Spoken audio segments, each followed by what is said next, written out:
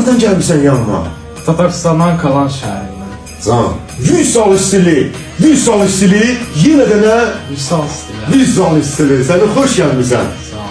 Nətərsən qardaş oğlu? Allah'a şükür yavaş-yavaş şəhəri sizə təmsil. Allah səni qorusun. Şükür. Hardan gəlmisən yanıma? Tataristan'dan kalan şəhərindən.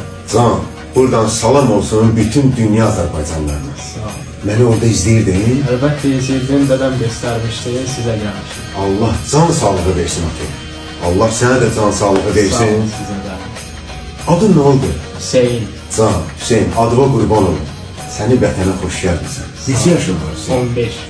15 yaşdır. Əziz dostlar, izləmədə qalaq. Hüseyin, tam səmimiyyətimlə deyirəm. 15 yaşdan 20 yaşa qaldırırsan. Belə.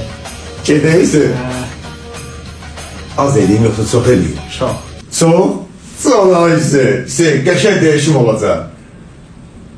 Stilin adı nədir? Vüsal stili. Vüsal istili. Deyən dilvə qurban. Qəşəng bir dəyişim olacaq. Əziz dostlar, izləmədə qalın. Yox Hüseyin. Mən bir qərara gəldim ki, gəlsin saçımızı Vüsal istili eləməyək, başqa formada eləyək. Niyə? Başqa forma eləməyək. Vüsal stili olasın. Fikir və hörmətlə yanaşıram. Hüseyin, fikir və hörmətlə yanaşıram. Baxmışam da. Hüseyin, gəl başqa forma eləyək. Vüsal stili. Yalnız Vüsal istili. Bəli. Əziz dostlar, dediyindən dönmədi Hüseyin. Əhsən olsun sənə. Qəşəng bir değişim gəlir. Başlayaq inşallah. Getdik. Allah, Məhəmməd, ya Əli.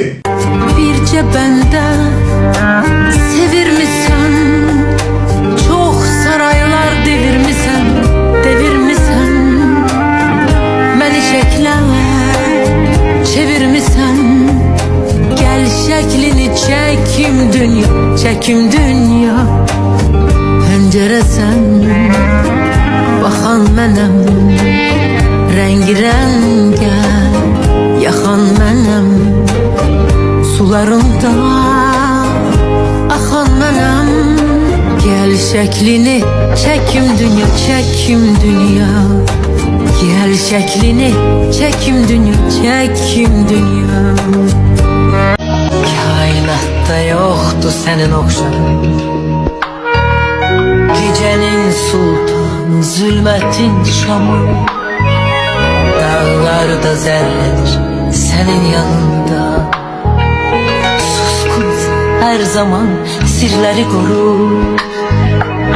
Zamanla danışma, zaman xəstədir.